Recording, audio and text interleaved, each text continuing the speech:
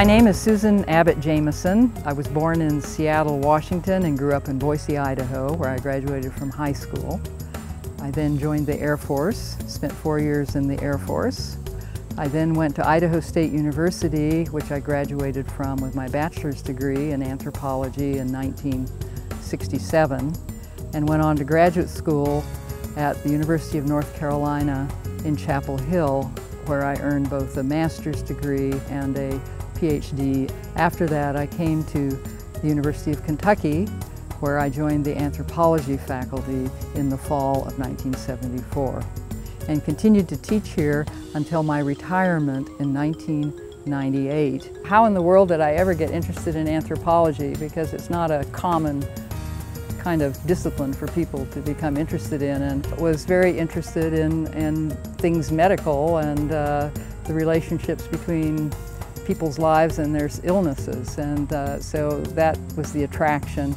And I also had always been kind of broadly interested in psychology and trying to understand people's behavior, but I became very interested in what was going on in Kentucky and in the Southeast, and particularly in Eastern Kentucky.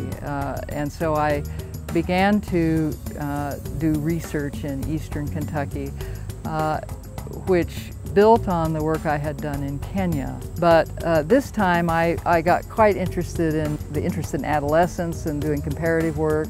I was also interested in adaptations to economic change in the mountains, the changes that had gone on over the decades, and the change in employment patterns for coal mining, the loss of jobs, and out-migration of people, and just what was happening. I have very fond memories of the University of Kentucky and teaching at the University of Kentucky, and I have to start first with my students. And that's both my undergraduate students and my graduate students. I mean, it's almost like they're my extended family, my children in some way, and I get great pleasure from watching a young person open their mind and begin to see something in their world differently. I have to say also, I've always thought warmly about the Department of Anthropology. We spent a lot of social time together, department picnics and parties and things like that, and so you get to know each other quite well. When I left the university and I got the position with the National Oceanic and Atmospheric Administration's National Marine Fisheries Service, I was hired into a newly created position for a non-economist social scientist.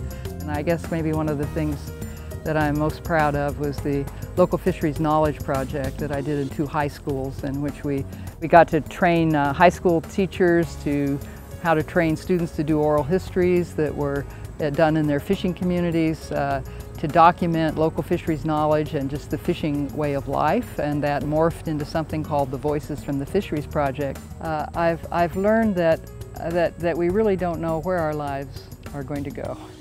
And so one of the wonderful benefits of a liberal arts education is that it can prepare you for many different things. It can give you the tools with which to think about other cultures and societies and other ways of organizing life and conducting life.